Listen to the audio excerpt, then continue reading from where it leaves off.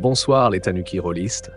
J'espère que vous allez bien et que vous êtes prêts pour une nouvelle soirée d'aventure. Je suis vraiment heureux de vous retrouver ce soir pour la suite des péripéties de notre héros, Shaiton Arrow, que Jérôme incarne avec brio. Salut à toi aussi Jérôme. Bonsoir. Salut à toi Auger, à replonger dans les mystères de Blackwater. Pour faire un petit résumé des derniers événements. Shaiton a récemment découvert plus de choses sur son héritage de Dreamcatcher, plongeant dans la marche des rêves et des cauchemars pour la première fois.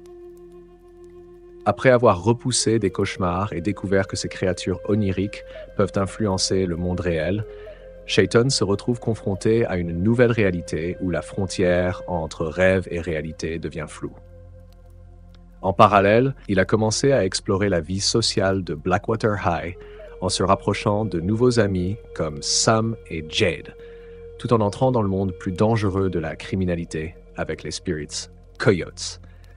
Shaiton jongle avec ses affaires au lycée et les tensions croissantes entre sa famille, les MacGuffin et les autres clans. La dernière fois, Shaiton partait retrouver Big Bear, son grand-père, et à son arrivée à la caravane, il l'a trouvé agité, en train de chasser quelque chose d'invisible avec un balai. Maintenant, à toi de reprendre la main pour découvrir ce qui se cache derrière cette scène étrange et ce que Big B a à dire. Je te laisse décider de la suite. Prêt à continuer l'aventure?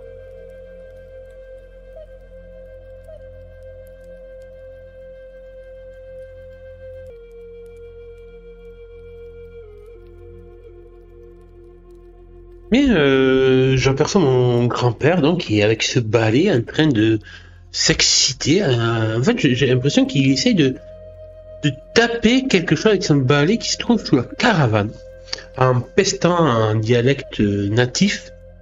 Et du coup, je m'approche de lui. Papy, ça va? Il y a un souci? Et il se retourne vers moi, content de me voir. Mon petit, tu t'aimes bien, quoi, justement, ces saloperies de possums qui ont fait leur nid sur ma caravane, et ça fait des nuits qu'ils n'arrêtent pas de gratter et qui me font un boucan du diable, et j'arrive pas à les déloger. Du coup, quand il me dit ça, je comprends que le pauvre, il est un peu embêté. En plus, c'est vrai que sa caravane est pas loin de la forêt, et puis je sais que les créatures comme les opossums sont un peu j'aime pas ce mot, mais des nuisibles, des profiteurs, des opportunistes, je préfère dire. Et du coup, c'est vrai qu'ils sont souvent attirés par les poubelles des villes humaines, donc ça m'étonne pas qu'il y en ait quelques-uns qui sont venus squatter. Surtout que mon grand-père vivant seul, il n'y a pas trop de bruit et tout, et sous sa caravane, c'est un endroit idéal pour faire un petit nid et faire une petite vie de famille. Du coup, je vois mon grand-père, je dis, écoute, t'inquiète pas, papy, allez, arrête avec ton balai, tu vas te faire mal au dos en plus à essayer de passer cette caravane. T'as plus l'âge. Et du coup, je lui indique gentiment sa chaise qui est toujours installée devant la caravane à côté de sa glacière où il doit y avoir sûrement, je suppose, encore quelques bières à siroter. Et du coup, je vais commencer à ramper sous la caravane pour essayer d'apercevoir ces opossums.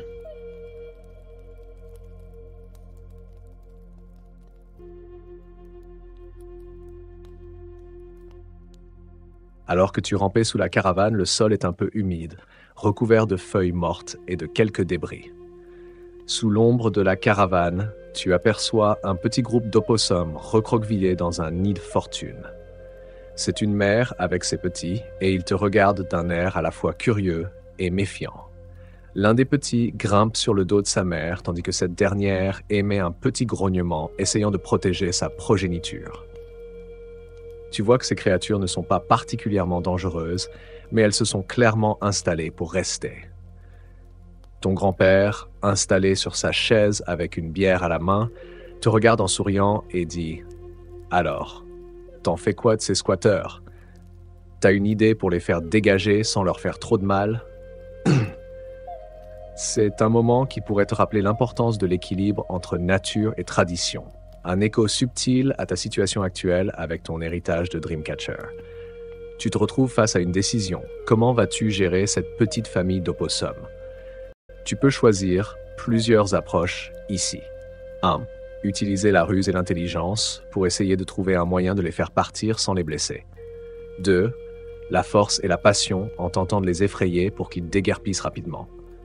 3. Ou encore, la résilience et le calme pour essayer de les approcher doucement et trouver un moyen de les relocaliser sans violence. Quelle approche vas-tu choisir pour résoudre ce petit problème? Je pense que je vais y aller avec résilience et calme, où je te fais mon jet de dés.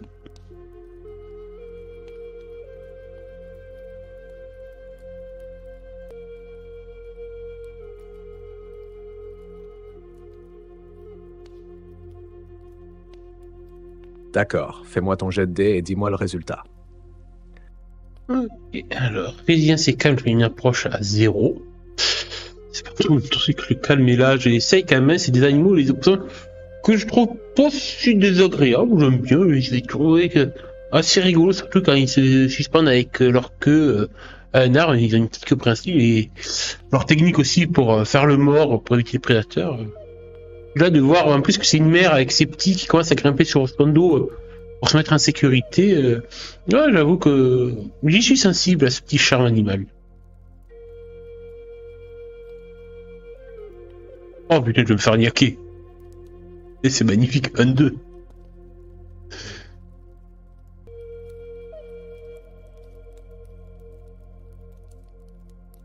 Alors que tu rampes sous la caravane, tâtonnant à l'aveugle pour déloger les opossums, tu sens soudain une douleur fulgurante dans ta main. La mère opossum t'a mordu, sa petite gueule fermée sur ta peau. Tu retiens un cri de surprise et de douleur, mais ce n'est pas le pire. Ce qui te frappe le plus, c'est ce que tu entends immédiatement après. Un rire aigu, presque moqueur, sortant de la bouche de l'animal. L'opossum, avec ses petits yeux noirs brillants et son pelage ébouriffé, te fixe. Puis, son visage s'étire dans un sourire sinistre, ses petites dents acérées étincelant dans l'ombre sous la caravane. « Hé, gamin, fais attention à toi !» dit-il avec cette voix étrange, familière et terrifiante à la fois. C'est celle du husky farceur. Ton esprit vacille un instant. Comment est-ce possible? La douleur dans ta main est bien réelle, mais la réalité elle-même semble se plier à des règles qui te dépassent. La créature te fixe encore, ses lèvres se mouvant comme celles d'un humain, mais son rire devient plus aigu, plus déroutant. Tu sens la sueur froide couler le long de ta nuque alors que la mère opossum, incarnant l'essence du mystérieux husky, relâche lentement sa prise et recule dans l'ombre sous la caravane, ses petits à ses côtés.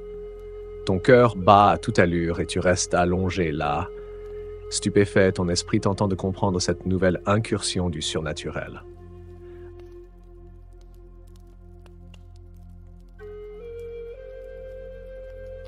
Je reste complètement figé. Pas de panique ou de terreur, mais plutôt ouais d'incompréhension, de stupéfaction de voir de nouveau. Je sais pas vraiment ce que c'est. Je commençais à me dire dans ma tête que ce husky était peut-être sûrement une sorte d'esprit. Pas un esprit protecteur, mais sa façon de parler et de me railler. Je sais pas d'où il peut venir, mais visiblement, il peut prendre d'autres apparences. C'est assez étrange. Et surtout, qu'est-ce qu'il peut bien foutre sous la caravane de mon grand-père? Du coup, sans trop moi-même, en fait, la situation est un peu gênante de parler. Déjà, parler à un ski, c'est assez étrange, mais là, parler à un opossum, comme ça, par terre, couvert de terre et sous le caravane de mon grand-père, j'hallucine un peu devant l'incongru de la situation. Et... Tiens, mais encore toi, mais t'es qui exactement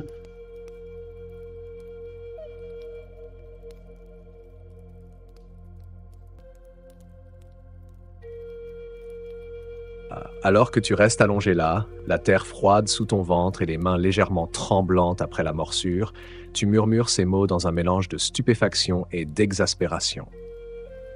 L'opossum, ou plutôt ce qu'il représente, se fige un instant, son sourire toujours gravé sur sa gueule. Puis, comme si la créature savait exactement comment te déstabiliser, il s'approche à nouveau, ses petits yeux perçants fixés sur toi. Le rire se fait plus doux, presque moqueur, et il répond à ta question d'une voix sifflante, malicieuse. « Qui je suis ?» dit-il, ses petits crocs encore visibles. « Un ami, ou peut-être juste un curieux compagnon de route, gamin. Je me balade entre les mondes, comme toi, mais moi, j'y suis à l'aise. Toi, tu titubes encore. » Il recule légèrement, presque dans l'ombre, mais ses yeux brillent toujours d'une lueur espiègle et insondable. Tu devrais faire gaffe où tu mets les pieds. Ou les mains, en l'occurrence. La créature s'évanouit lentement dans l'obscurité sous la caravane, et tu restes seul, allongé sur le sol, encore secoué par cette nouvelle confrontation avec cet esprit mystérieux. La morsure sur ta main brûle légèrement, mais ce n'est rien comparé à la confusion qui bouillonne dans ton esprit. L'idée que cet esprit ou quoi qu'il soit peut prendre différentes formes, se moquer de toi, t'accompagner et même influencer ta vie onirique et éveillée, te laisse perplexe. Derrière toi, tu entends soudain la voix de ton grand-père qui s'approche. « Eh bien, gamin, t'as réussi à les déloger, ces sales bêtes !» Il semble inconscient de la scène qui vient de se jouer, comme si ce qu'il se passe sous cette caravane n'appartenait qu'à toi et à ce farceur spectral. Que vas-tu faire maintenant?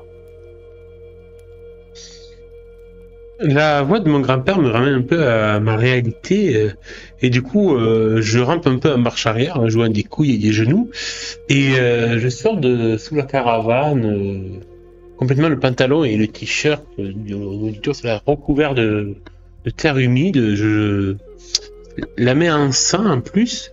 Du coup je m'essuie un petit peu. En fait je vois que je suis vraiment d'un état un peu dégueulasse. Du coup je me dis que maman va me défoncer quand je vais rentrer à la maison si elle me voit dans cet état. Puis du coup, mon grand-père, du coup, je pense qu'il va quand même voir direct avant que j'ai le temps de dire la moindre chose que ben, j'ai la main qui pisse le sang avec une belle morsure. Ouais, je la vois bien dans le creux, tu sais, entre le pouce et les doigts là, la bonne petite partie charnue. Et du coup, je lui montre juste ma main pour qu'il s'occupe de cette blessure.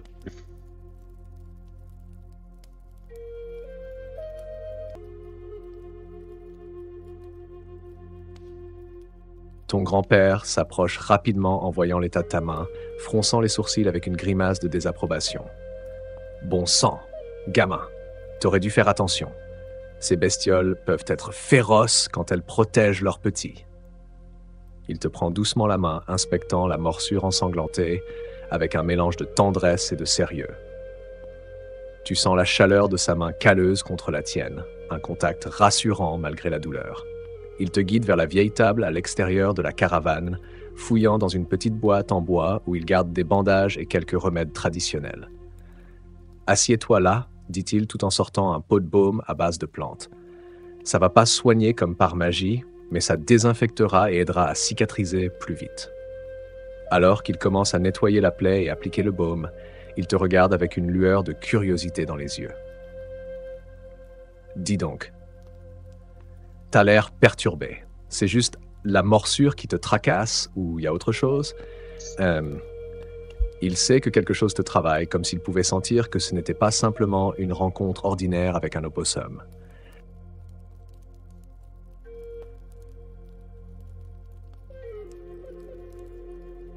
Je vois mon grand-père alors qu'il me pose cette question.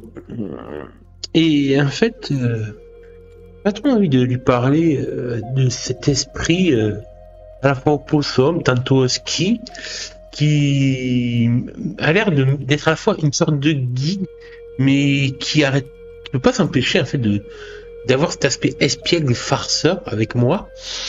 Et j'arrive pas trop à le situer en fait, si c'est vraiment un allié ou pas. Mais je peux pas trop en parler à mon grand-père. Je pense pas qu'il me prendrait pour un fou si je lui parlais de ça, mais j'ai besoin d'en apprendre par moi-même sur ça, vu que ça m'impacte quand même assez profondément. Et du coup, pour essayer de chasser un peu le sujet, pour parler d'autre chose, mais tout en restant dans un domaine où je sais que mon grand-père pourra m'apporter sa sagesse. Du coup, une fois qu'il m'a fait le bandage et tout, que j'arrête de saigner, qu'il a désinfecté la plaie, je lui dis oui papy, à la base j'étais venu pour te demander si tu voulais venir manger à la maison et aussi je voulais te montrer ça.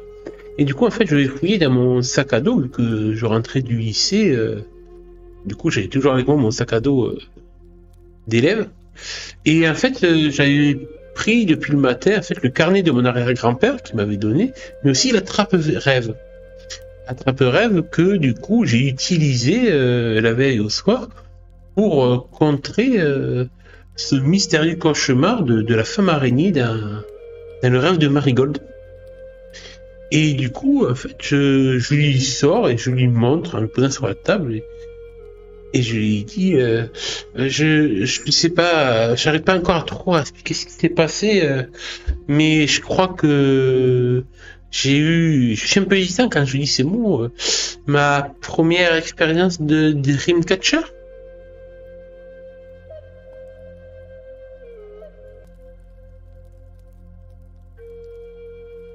Ton grand-père Bigby observe d'abord ton hésitation en silence, son regard devenant plus sérieux. Lorsqu'il voit la trappe-rêve ternie et le carnet de ton arrière-grand-père, il reste un moment figé, comme s'il pesait chaque mot avant de répondre.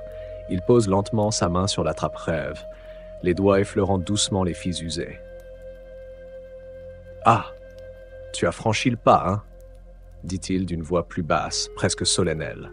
« La première fois, c'est toujours marquant, gamin. Et c'est pas toujours beau à voir. Les cauchemars peuvent te paraître aussi réels que ce que tu vises ici, dans le monde éveillé. » Il repose la trappe-rêve doucement, ses yeux plongés dans les souvenirs. Cette femme araignée dont tu parles, c'est Asibikashi, ou un de ses avatars, je suppose. Elle est liée à la marche des rêves et des cauchemars, celle qui filtre les rêves et piège les mauvais esprits. Mais avec la fissure dans la toile protectrice, eh bien, certaines de ces créatures peuvent devenir bien plus dangereuses qu'elles ne devraient l'être. Bigby se tourne ensuite vers toi, ses yeux emplis de sagesse et de fierté mélangées. Tu as fait ce que tu devais faire. Et ça, ce n'est pas rien, ce que tu tiens là. Il montre la trappe-rêve ternie. C'est la preuve que tu es capable de repousser les cauchemars. Mais attention, gamin, tout ce que tu emprisonnes dans ces fils, tu en portes le poids. Il t'observe un instant avant de reprendre avec un sourire légèrement malicieux. Quant à cet esprit que tu as croisé, qu'il soit husky, ou opossum, je me doute bien qu'il doit te perturber. Les esprits farceurs sont imprévisibles, mais ils pourraient bien avoir un rôle à jouer dans ton apprentissage.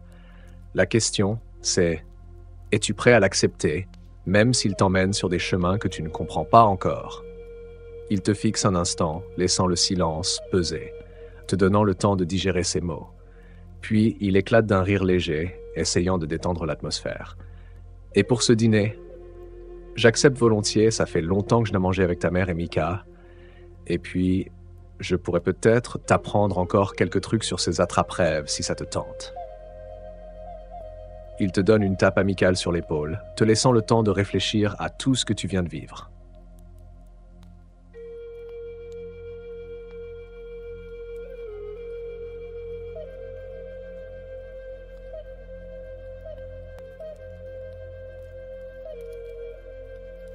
Alors, quand en fait il évoque le husky ou l'opossum, je bandis de ma chaise parce que justement, je lui en ai pas parlé, donc comment ça se fait qu'il soit au courant?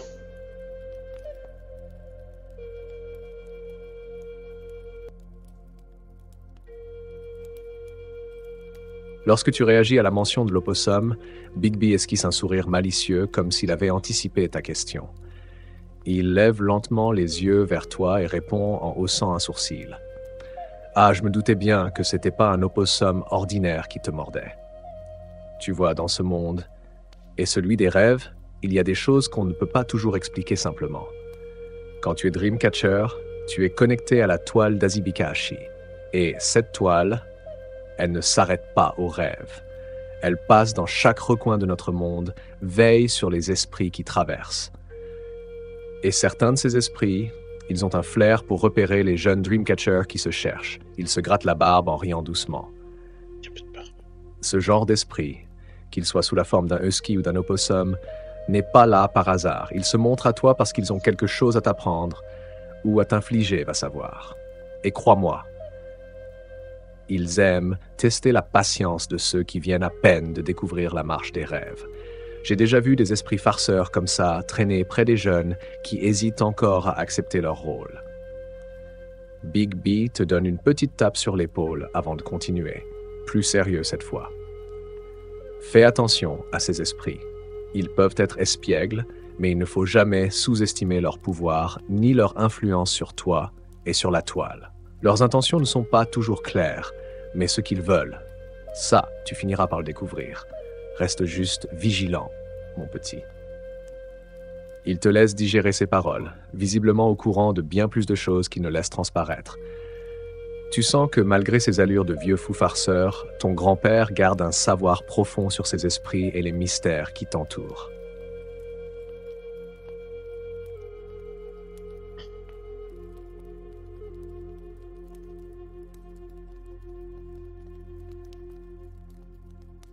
Je pense qu'après ces sages paroles, en fait, on va commencer avec mon grand-père à marcher, à quitter sa caravane pour rejoindre ma maison, en fait, afin de dîner avec ma mère et Mika.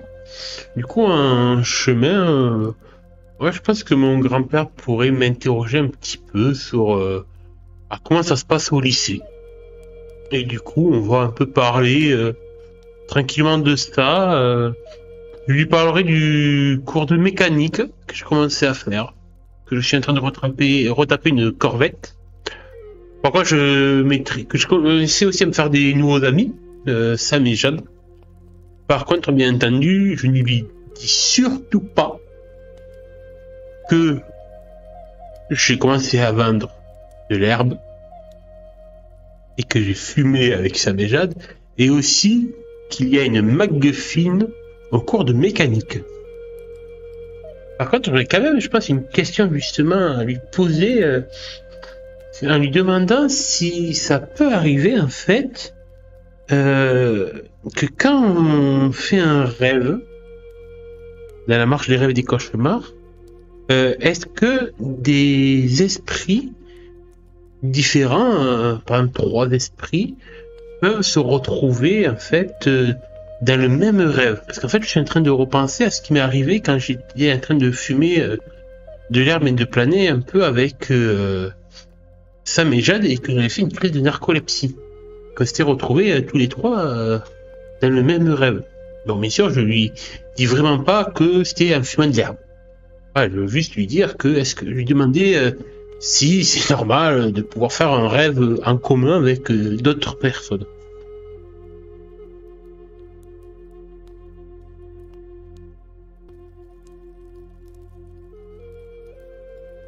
Big B, tout en marchant à tes côtés, prend un moment pour réfléchir à ta question. Il laisse un silence planer avant de te répondre, ses yeux plissés comme s'il sondait la profondeur de ta question. Ah, voilà une bonne question, petit. C'est possible, oui. La marche des rêves et des cauchemars est un territoire bien plus vaste et complexe qu'on ne pourrait l'imaginer. Quand tu voyages dans cette marche, tu n'es pas limité à tes propres rêves. Parfois, la toile d'Azibikashi tisse des liens plus profonds entre les rêveurs, même sans qu'ils s'en rendent compte. Si tu es connecté à d'autres esprits par des émotions, des souvenirs partagés ou des événements forts, il se peut que vous finissiez dans un même rêve. Il s'arrête un instant pour gratter sa barbe, te lançant un regard attentif. Mais fais bien attention à ce que cela implique. Partager un rêve avec quelqu'un n'est pas anodin. Les liens qui se forment dans la marche des rêves peuvent devenir des fils invisibles dans le monde réel. Ce que tu fais là-bas, comment tu interagis avec ces personnes, ça peut laisser des marques bien plus profondes qu'un simple rêve. Et si tu dis que vous étiez plusieurs, il y a aussi la possibilité que ces esprits farceurs ou manipulateurs, comme celui que tu as déjà rencontré, aient orchestré tout cela pour une raison. Il reprend la marche, son ton plus grave maintenant. Rien n'est jamais tout à fait innocent dans cette marche, petit. Si tu es dans un rêve avec d'autres, c'est que quelque chose ou quelqu'un vous a guidé vers cette rencontre. Et si ça se produit à nouveau, fais attention à qui tu fais confiance. Même ceux qui semblent proches peuvent être influencés par les cauchemars qui rôdent. Il te jette un dernier regard, presque pour vérifier que tu comprends bien ce qu'il vient de dire, avant de continuer à marcher vers la maison. Tu sens que cette conversation t'a donné matière à réflexion sur les événements récents, sur Sam et Jade, et sur ce mystérieux husky qui semble avoir un lien étrange avec toi.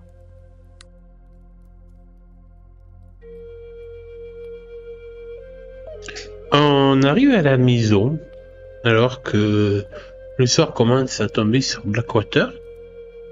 Et du coup, ma sœur est très contente de voir son papy adoré débarquer à la maison, tandis que ma mère commence à préparer le repas et à mettre la table. Du coup, en fait, d'ailleurs, je vais l'aider à mettre la table, en fait. Vous voyez qu'elle est encore au fourneau. Et je pense que du coup, on va se poser à table quelques minutes plus tard avec ma mère, ma sœur et mon grand-père. Profiter d'un moment convivial tous les quatre.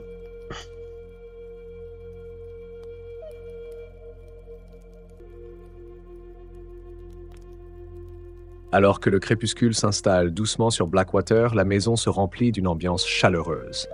Mika, enjouée de voir Bigby, ne peut s'empêcher de courir vers lui, l'embrassant sur la joue avec enthousiasme. Ton grand-père lui sourit, ses rides se creusant davantage sous le coup de la joie. Ta mère, quant à elle, est occupée en cuisine, s'affairant à préparer un repas simple, mais réconfortant, une odeur de viande grillée et de légumes épicés embaumant l'air. Tu profites de ce moment pour aider à mettre la table, prenant soin de disposer les assiettes et couverts. Le silence apaisant qui règne est interrompu par quelques éclats de rire de Mika et Bigby, toujours en train de discuter joyeusement. Une fois que tout est prêt, vous vous retrouvez tous les quatre autour de la table. Le dîner se déroule dans une ambiance conviviale et détendue. Ta mère semble plus sereine que d'habitude, heureuse de partager ce moment familial avec son beau-père, tandis que Mika, les yeux pétillants, raconte ses dernières aventures scolaires. Bigby, malgré son air un peu taciturne d'homme sage, participe activement à la conversation, lançant quelques anecdotes amusantes qui font sourire tout le monde. Au milieu du repas, ta mère se tourne vers toi et te demande d'un ton curieux mais doux « Alors Shayton, comment ça se passe au lycée? Tu te fais à la nouvelle école ?» Le regard de ton grand-père se pose discrètement sur toi comme s'il attendait également de voir ce que tu as à dire.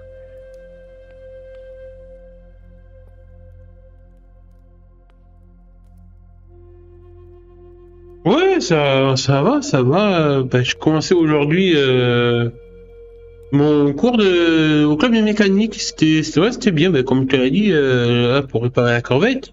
J'étais venu chercher une pièce à la casse.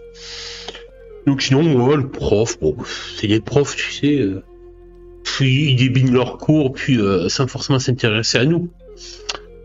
Et tout en parlant, en fait, je me tais bien de garder pour moi et de ne pas dire à ma mère que le matin, je séchais les cours pour aller fumer de l'herbe avec de nouveaux potes et qu'au cours de mécanique, il y avait une McGuffin. Et alors que je parle, en fait, je pense que c'est là, soudainement, que ma mère va se rendre compte du bandage que j'ai à la main.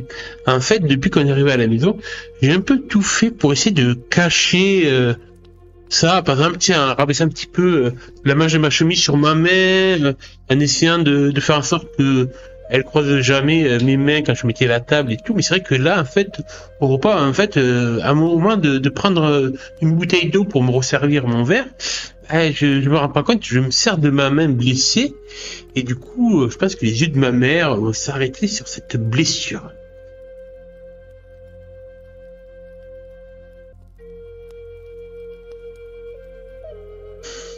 Alors que tu tentes de dissimuler ta blessure sous ta chemise, le moment fatidique arrive lorsque tu attrapes la bouteille d'eau pour te servir. Les yeux de ta mère se plissent immédiatement en voyant le bandage autour de ta main. Elle pose doucement sa fourchette, son regard passant rapidement du bandage à ton visage, sans dire un mot pendant un instant, mais tu sais déjà que quelque chose la préoccupe. Shayton, qu'est-ce que c'est que ça? Qu'est-ce que tu t'es encore fait? Demande-t-elle, le ton légèrement inquiet, mais pas encore dans la colère. Elle tend la main pour attraper ton poignet, examinant la plaie avec des yeux perçants. Ton grand-père, Bigby, détourne subtilement le regard, un sourire amusé se cachant derrière son expression, comme s'il savait parfaitement ce qu'il s'était passé, mais ne voulait pas t'enfoncer davantage. Mika, elle, jette un coup d'œil curieux, mais semble plus fascinée qu'inquiète. Tu sens que ta mère ne va pas lâcher l'affaire aussi facilement. Comment réagis-tu à cette soudaine attention sur ta blessure? Bah, je vais répondre avec honnêteté, ouais, disons à demi-honnête, en racontant du coup le malheureux événement que une famille d'opossums avait élu domicile sur la caravane de papy et que du coup j'ai essayé de l'en débarrasser en les chassant. Mais vu que c'était une mère et un petit, en fait, j'ai pas fait attention et ben la mère m'a niaqué, tout simplement. Et dans un sens, bah, je mens pas, hein, c'est la vérité. Sauf que bon, j'ai omis de lui dire tout le côté spirituel de l'événement, mais voilà, en soi, j'allais dire, je pense que ma mère peut me croire en lui disant que j'ai affronté au péril de ma vie. J'ai fait même peut-être donc je vais pas faire des caisses non plus, parce qu'elle est pas idiote, ma mère. Mais voilà, je raconte juste, oui, c'est une malheureuse aventure d'un opossum face à un jeune couillon d'Amérindien qui a été un peu trop intrépide. C'est tout, voilà. Puis j'essaye de noyer le poisson, tu sais, je lui raconte ça, tu sais, en remuant un peu avec du bout de ma fourchette les légumes et la viande là dans mon assiette, en espérant qu'elle va juste se contenter de ça. En même temps, je me dis, c'est crédible. Puis j'ai la preuve, je me suis fait mort, donc voilà. Puis je pense que papy, je lui laisse un petit regard en coin pour qu'il appuie mon histoire. Un papy, que tu vas m'aider.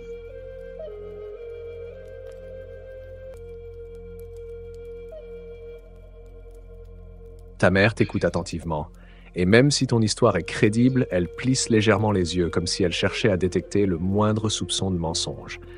Elle sait probablement que tu n'as pas tout dit, mais la morsure sur ta main est bien réelle, et l'histoire des opossums n'a rien de farfelu. Elle lâche un léger soupir, et après un instant de silence, elle répond. « Je te connais, Shaiton. Tu me caches toujours quelque chose, mais bon, si tu t'en es sorti avec juste ça, ça va. » Elle te lance un regard qui mélange l'inquiétude et la résignation, puis reporte son attention sur son assiette.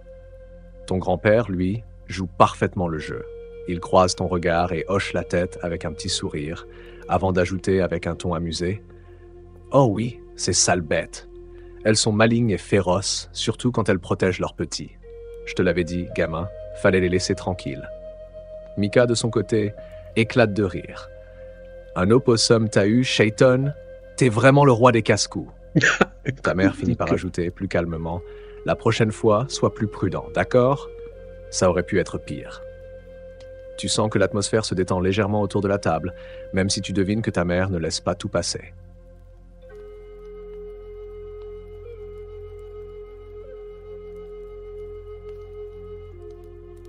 Le repas va bien se finir. On va prendre tranquille le dessert et tout. Et alors que je pense que papy va aller un petit peu jouer avec Mika dans sa chambre, où ça va passer un peu de temps avec sa petite fille. Je vais approcher de ma mère alors qu'elle est en train de faire la vaisselle. Je pense que quand même par acquis de conscience, elle va prendre ma main, retirer le bandage pour voir la gravité de la blessure.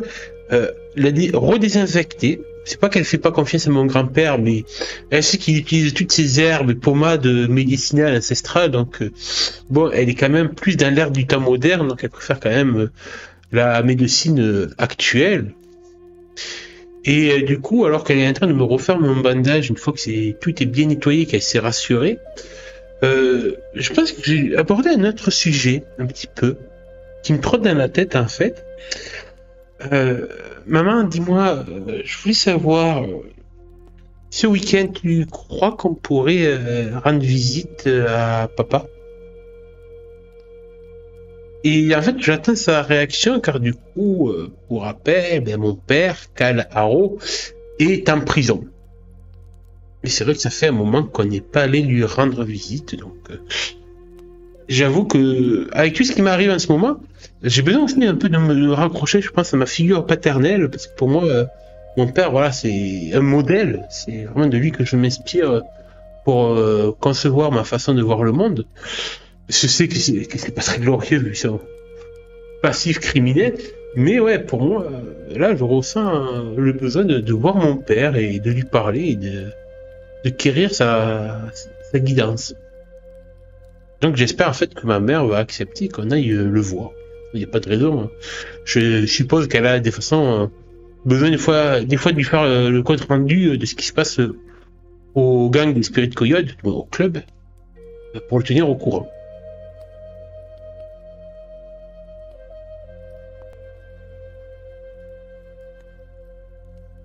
Ta mère continue de soigner ta main avec une attention méticuleuse. Elle retire le bandage que ton grand-père avait fait, vérifie la plaie en silence, puis sort un désinfectant et commence à nettoyer doucement, son regard concentré. Lorsque tu évoques ton père, elle s'arrête brièvement, son visage se durcit légèrement et elle reste silencieuse quelques secondes avant de reprendre ses gestes. Elle finit de désinfecter la plaie. Puis commence à enrouler un nouveau bandage autour de ta main, son regard toujours baissé. Finalement, elle répond d'une voix posée mais lourde de sous-entendu. « Shayton, tu sais que ce n'est pas toujours facile d'aller voir ton père. Les visites à la prison ne sont jamais simples pour moi, pour toi, pour ta sœur. J'essaye de maintenir un équilibre ici avec Mika et avec toi. Et il y a des choses qu'il vaut mieux ne pas trop remuer. » Elle termine de faire le bandage, serrant légèrement trop fort à un moment, puis relâche la pression en se rendant compte de son geste. Elle relève les yeux vers toi, ses traits se détendent un peu. Mais je comprends. Si tu veux vraiment aller le voir, on peut organiser ça pour le week-end. Je parlerai à ton oncle pour qu'il t'accompagne, si c'est ce que tu veux. Elle ne te pose pas plus de questions sur pourquoi tu ressens le besoin de le voir en ce moment, mais tu sens qu'elle sait qu'il y a quelque chose qui te travaille. Sa manière de te regarder, mi-inquiète, mi-résignée, montre qu'elle sait que, malgré tout ce qu'elle essaye de faire pour t'éloigner de ce monde, tu es toujours attiré par l'héritage de ton père. « On ira ce week-end, d'accord ?» conclut-elle en posant doucement la main sur la tienne après avoir terminé le bandage.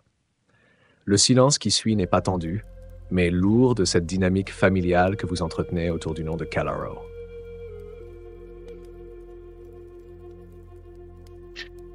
Je suis content en fait qu'elle propose même d'y aller aussi avec mon oncle, avec Dick. Bon, je sais qu'elle parlera pas de mon oncle Nayati, étant donné que Nayati, qui est donc le père de l'état de mon cousin, et mon propre père ne peuvent pas se voir. C'est d'ailleurs pour ça que Nayati a déménagé à Amber Lake. Et en fait, je me dis que c'est vrai que ça fait un moment qu'on n'a pas été réunis en famille, et je me tourne vers ma mère et tu penses que Winona voudrait venir pour une fois avec nous voir papa? Mais je sais que je redoute déjà sa réponse car Winona, ma grande sœur qui a 19 ans et qui est rentrée à l'université, est un peu en froid avec mon père et ma mère car en fait elle n'apprécie pas du tout l'aspect de notre vie de famille lié un peu trop au monde criminel car en fait Winona est partie à l'université pour faire des études de droit, justement. Car elle veut être dans le droit chemin, respecter la loi. Et elle a toujours reproché, en fait, à mes parents, l'influence que leur style de vie pourrait avoir sur moi et sur Mika. Donc, c'est vrai que c'est très tendu et je sais que ma mère et ma sœur, depuis, ne se parlent plus trop depuis qu'elle est rentrée à l'université. Mais c'est vrai que j'aimerais quand même voir un peu ma grande sœur, de temps en temps.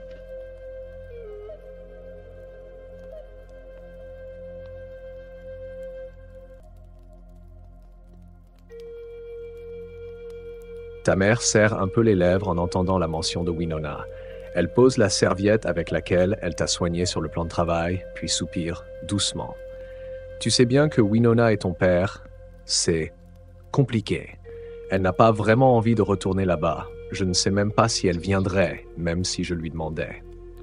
Elle détourne le regard quelques secondes, visiblement partagée entre son amour pour sa fille et la tension qui existe entre eux depuis le départ de Winona pour l'université.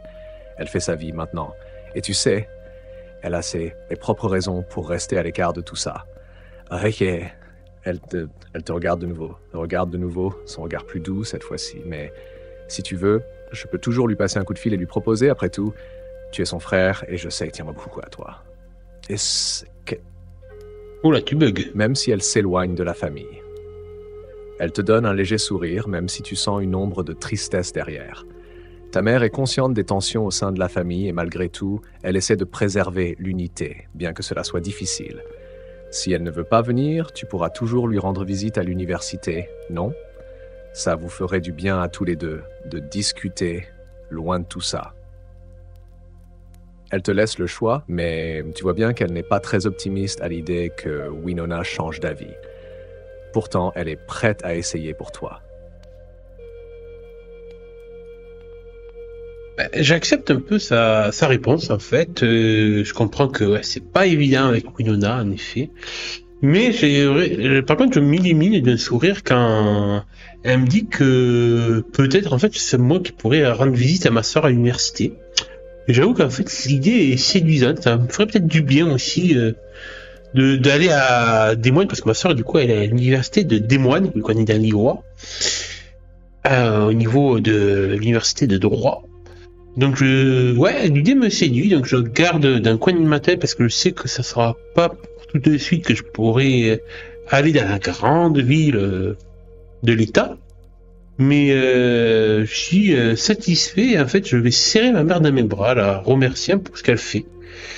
Lui disant quand même, avec un sourire chaleureux, que je sais que c'est pas facile pour elle de porter tout ce poids sur ses épaules et qu'elle fait le meilleur boulot possible et que, à mes yeux, c'est la meilleure mère du monde. Et je pense qu'après ce petit moment de tendresse mère et fils, je vais aller à l'extérieur de la maison sur la petite terrasse, sur le patio, où je vais tomber sur mon grand-père, qui, après avoir joué avec Mika, est allé prendre l'air lui aussi pour bourrer sa pipe de tabac et fumer un petit peu sans... Parce qu'il sait très bien que ma mère ne tolérerait pas en train de fumer à l'intérieur de la maison, donc il allait se faire son petit quart d'heure détente de calmer de la paix, on va dire, même si c'est cliché de dire ça, mais c'est une réalité. Donc sur la terrasse, et je pense qu'il va en profiter pour me prendre un parti et continuer à me parler un peu de mon héritage de Dreamcatcher et me proposer même en fait d'apprendre à tisser mon propre attrape-rêve.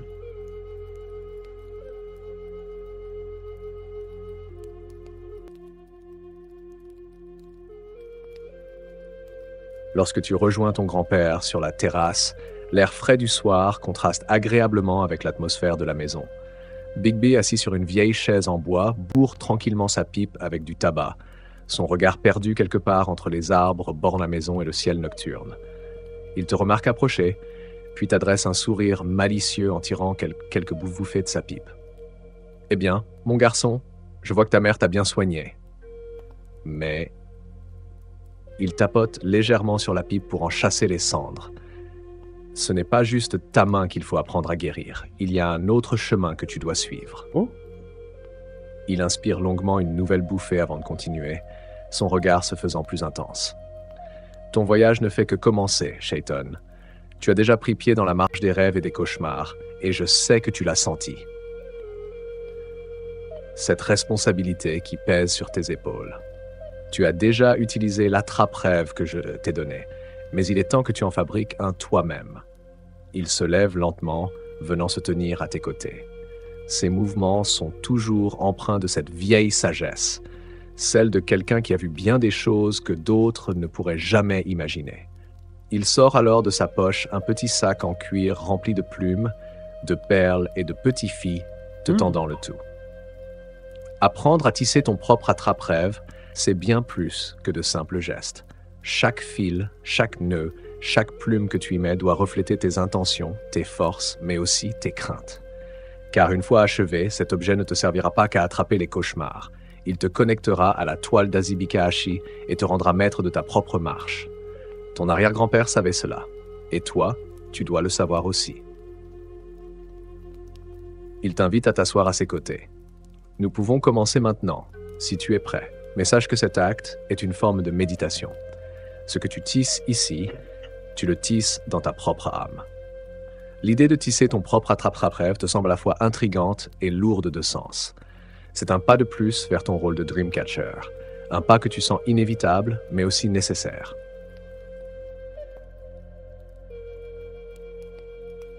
Je m'assois à côté de mon grand-père, très contemplatif par rapport à ce qu'il est en train de m'apprendre et de vouloir m'enseigner. Et voyant du coup ses plumes, ses fils et ses perles devant moi, je commence à les prendre, à les jauger, voir déjà savoir lesquels m'attirent le plus. Je pense qu'en fait, je cherche à avoir une connexion un peu spirituelle avec les matériaux qu'il y a devant moi, pour faire vraiment l'attrape-rêve tel que je l'imagine. Et pendant ce temps, en fait, je pense qu'il y a quand même mon grand-père qui me dit en fait comment on fabrique un attrape-rêve, comment ça se fait en fait. Et bien, c'est vrai que même si je sais, c'est les gens qui m'ont appris quelque chose, du fait de ma famille, de mon père et de ma mère qui m'ont enseigné quand même plus une éducation, on va dire, moderne et moins traditionnelle, faire un attrape-rêve, c'est un truc que j'ai jamais fait, donc j'ai vraiment besoin des conseils que mon grand-père m'apprend pas à pas à comment en tisser.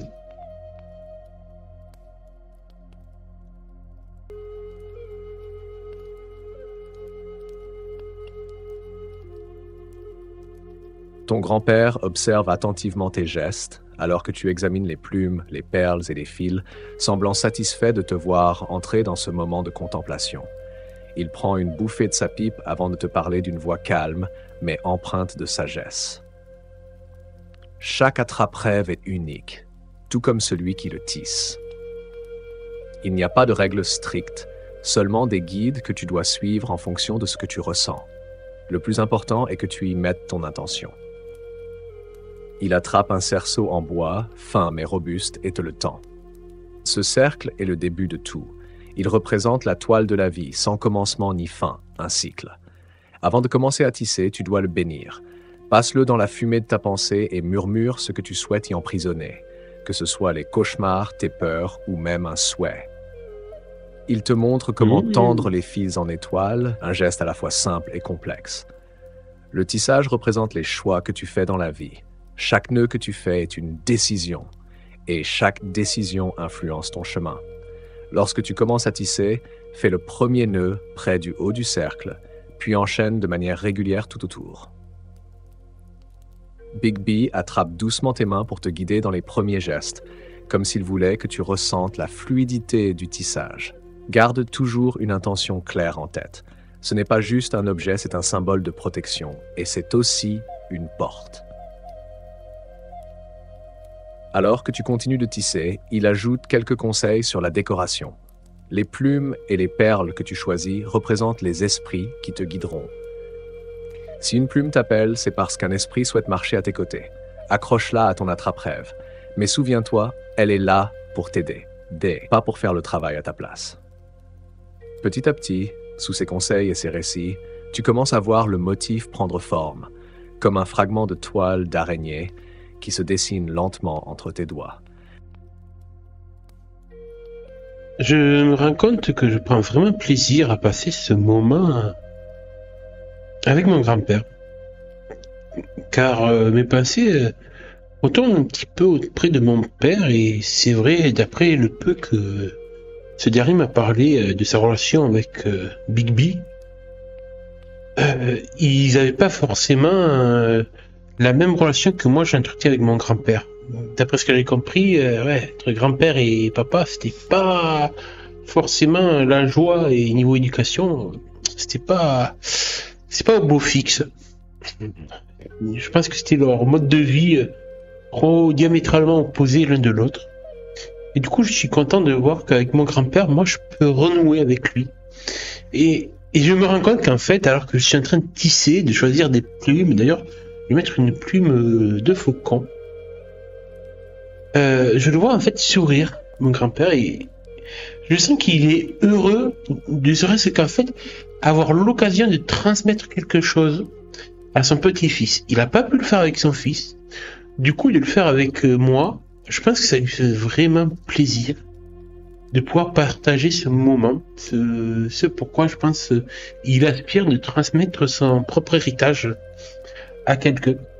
Et du coup, ça me fait chaud au cœur parce que, ouais, mon grand-père, même si je sais que il est un peu fou sur les bords à vivre un ermite, je commence à comprendre pourquoi un petit peu, avec tout ce qu'il a dû voir, ce surnaturel, même si j'ai encore du mal à me dire que le surnaturel existe comme ça, réellement, concrètement. Il a dû avoir plus d'une dans la vie. C'est une source inépuisable de savoir, mon grand-père. Je m'en rends compte à présent et j'ai envie de me montrer digne de son enseignement. Je veux pas le décevoir. Mais au fond de moi, je sais que je suis divisé en deux parce que de mon autre côté, je veux pas non plus décevoir mon propre père. Mais sauf que l'héritage de mon père de Calaro est complètement différent, moins spirituel, dirons-nous. Du coup, ça me partage un petit peu et je continue à faire en fait l'attrape-rêve et au bout, je pense, d'une trentaine de minutes, je l'aurai fini et j'en serai assez fier d'avoir quand même bien réussi quelque chose au motif efficace. Du moins, je veux dire, voilà, il n'y a pas de fil du travers, j'ai bien fait mes nœuds, mes perles, il me semble harmonieux dans son ensemble. Et du coup, je suis fier de le montrer à mon grand-père.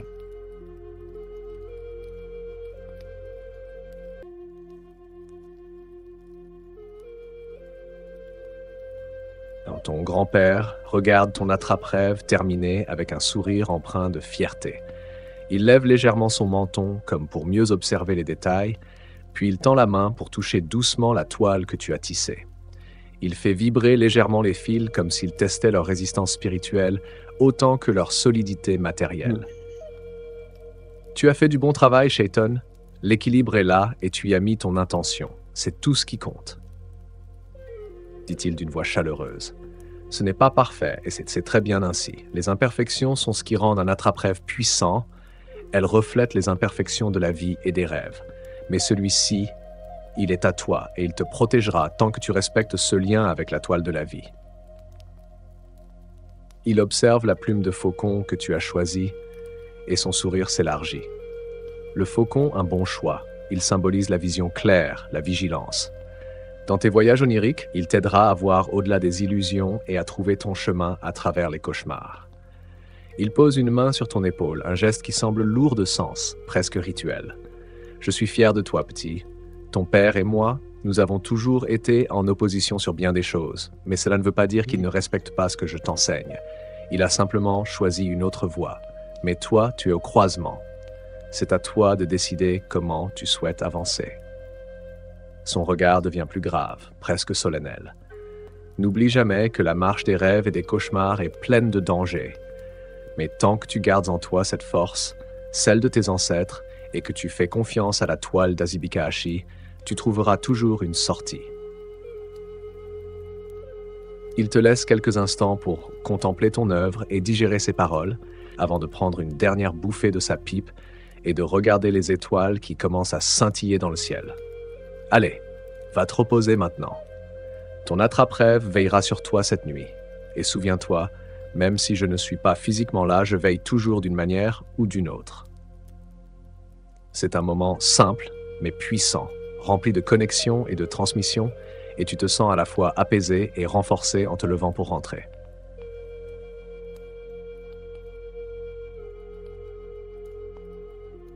Après ce petit moment passé entre grand-père et petit-fils, mon Bibi en fait va rentrer chez lui.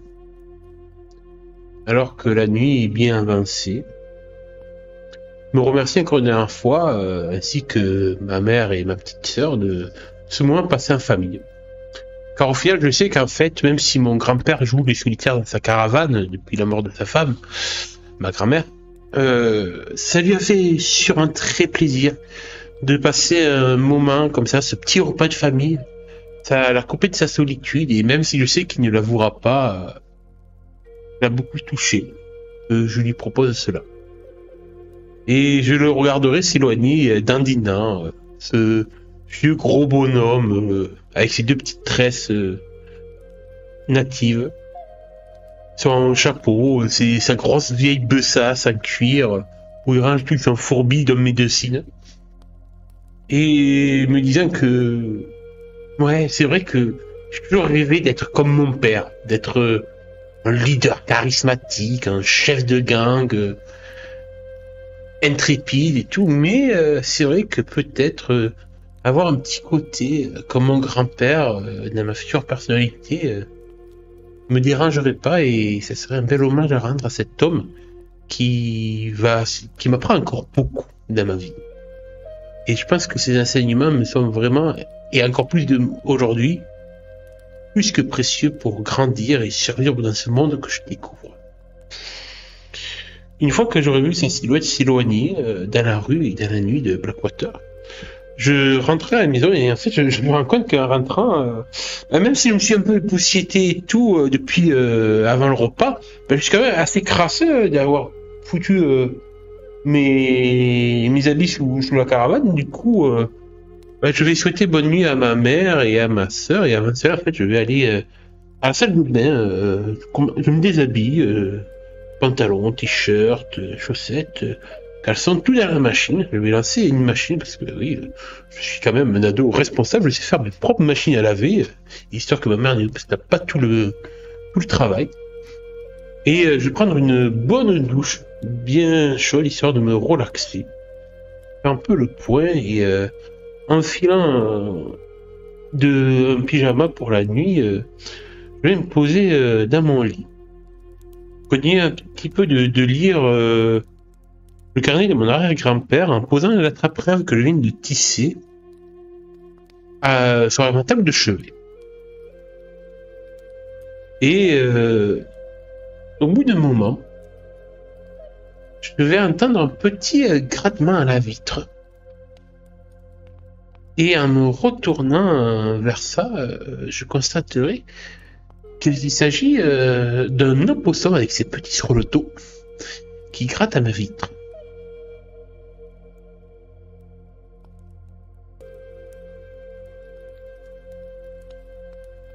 Alors que tu t'allonges, prenant place dans ton lit et feuilletant distraitement le carnet de ton arrière-grand-père, l'ambiance calme et apaisante de la nuit semble te peser d'une douce fatigue. Les enseignements de Bigby flottent encore dans ton esprit, te ramenant à cette connexion ancienne et spirituelle que tu commences tout juste à effleurer. La lampe de chevet diffuse une lumière chaude et la trappe-rêve que tu viens tisser repose non loin. Tissée de tes propres mains, un symbole de ton nouvel engagement dans ce monde onirique et mystique. C'est alors qu'un léger grattement à la vitre attire ton attention. Tu fronces les sourcils et tournes la tête vers la fenêtre, où tu aperçois la silhouette familière d'un opossum, la mère que tu as vue plus tôt, portant ses petits sur son dos. Elle gratte doucement à la vitre, et pour une raison que tu ne t'expliques pas encore totalement, tu n'es pas surpris. L'animal te regarde avec ses grands yeux noirs et brillants, et pendant un bref instant, tu penses entendre la voix espiègle du mystérieux husky résonner dans ton esprit. « Hé, gamin, tu te rappelles de moi, hein? Dis-toi que la toile ne se limite pas aux rêves. Elle est partout, même ici. » L'opossum continue de gratter doucement, te regardant comme si elle attendait quelque chose, un geste de ta part. Peut-être que cette fois, ce n'est pas une simple créature, mais bien un autre signe, une autre manière pour cet étrange esprit de se manifester à toi dans le monde éveillé. La scène est à la fois déconcertante et étrangement familière, comme si les barrières entre le monde des rêves et celui de la réalité s'effaçaient peu à peu. Je me lève et je vais ouvrir la fenêtre. Ce fameux opossum. En fait, je remarque d'ailleurs que tous ces petits et tout me regardent en même temps que la mère. En fait, j'ai même un peu l'impression que l'esprit habite tous ces petits corps, en plus de celui de la mère, en même temps, en fait. Et qu'en fait, quand il parle, c'est à la fois la mère, mais aussi les petits qui prononcent quelques mots et tout pour former une phrase complète. C'est assez déconcertant, en fait, quand on les voit tous parler comme ça. Et du coup, alors qu'il rentre un petit peu d'une manière dédaigneuse dans la chambre et qu'il s'assoit sur le rebord de la fenêtre, je le regarde. Tu peux me dire à la fin, opossum ski, fais un choix dans ton apparence, je sais pas, et dis-moi au bout d'un moment qui tu es réellement.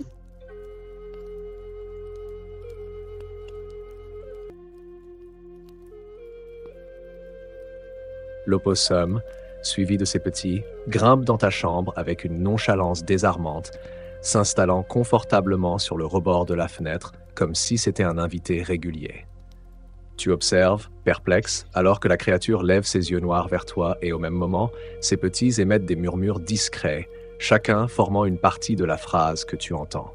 « Qui je suis ?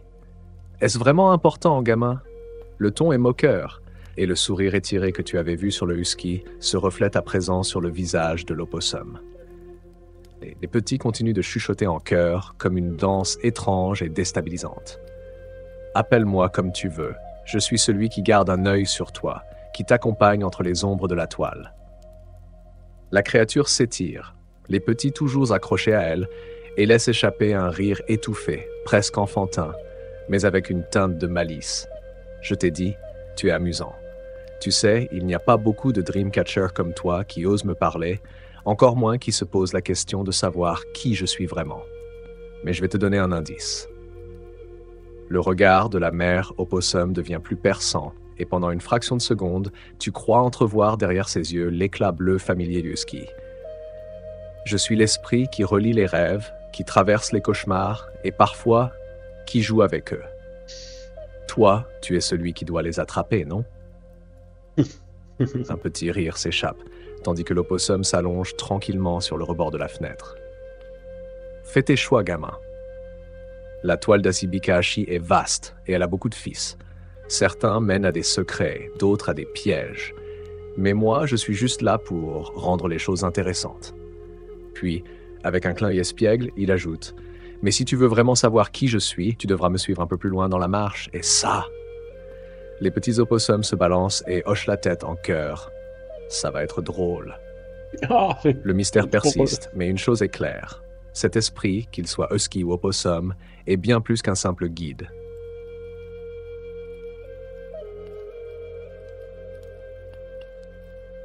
Je comprends en fait que c'est une invitation à le suivre. Je sais pas ce qu'il a en tête. Mais visiblement, il veut m'amener quelque part ou me montrer encore quelque chose de plus pour mieux comprendre la marche des rêves et des cauchemars. Et du coup, je vais accepter de le suivre. Quand même, je tends l'oreille pour voir si, au bruit, si ma mère et ma sœur sont bien couchées. Visiblement, le silence régnait à la maison. Je doute qu'elles sont déjà en train de dormir. Et qu'elles sont sûrement elles-mêmes, d'une certaine façon, moi leur esprit, dans leur propre marche des rêves, en espérant qu'elles ne fassent pas de cauchemars.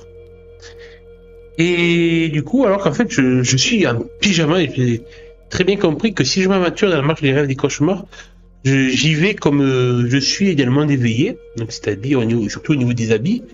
Du coup, vu que j'ai en fait mis un pantalon de pyjama assez fin et un haut de pyjama à manches longues, parce qu'il commence à faire un peu froid, même si on est en septembre, le froid de l'automne va commencer à arriver petit à petit. Et du coup, en fait, j'ai juste enfilé mon jean par-dessus mon pantalon de pyjama, mettre en pile par-dessus mon haut de pyjama, mes Converse, mes bons vieux Converse, faisant bien mes lacets.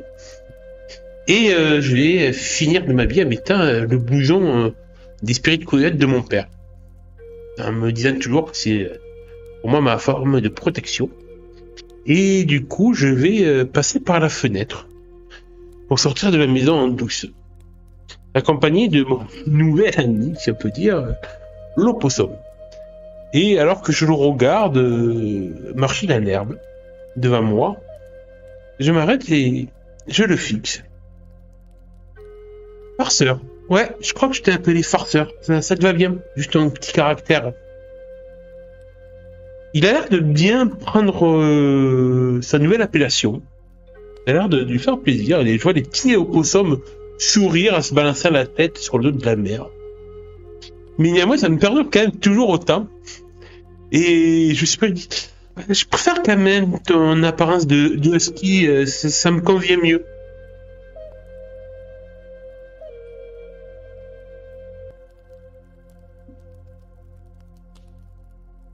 Farceur, le surnom que tu viens de lui attribuer, semble résonner chez la créature. L'opossum lève légèrement la tête et tu vois les plis hocher ensemble comme s'ils approuvaient. Farceur, répète-t-il d'une voix amusée. J'aime bien, gamin, ça me va.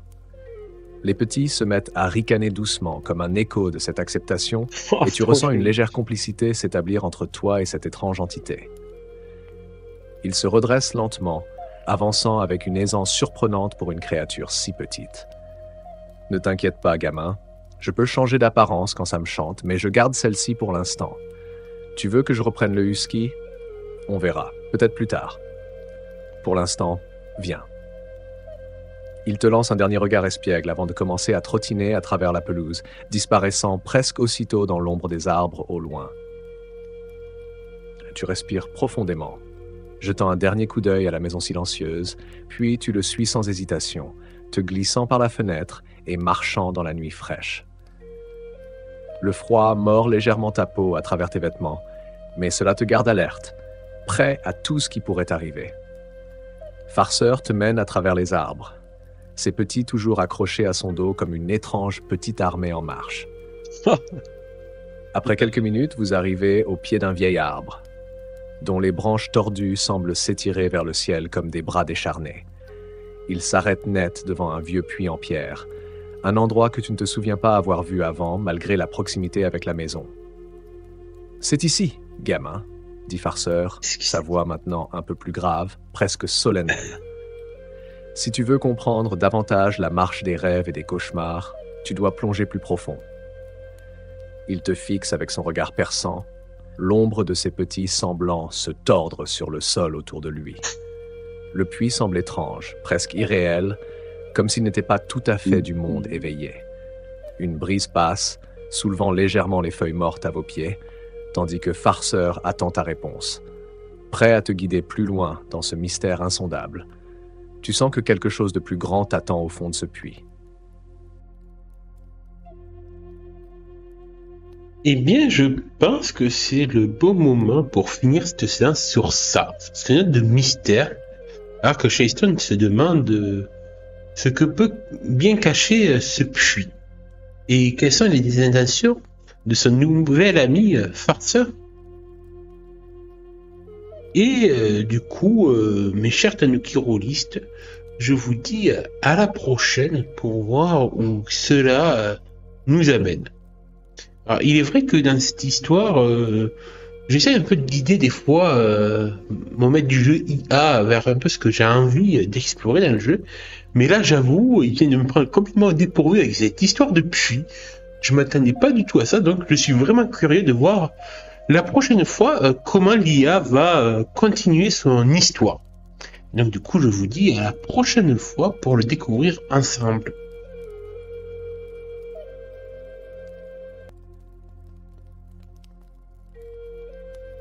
Merci Jérôme et salutations à tous les Tanuki rôlistes qui nous écoutent.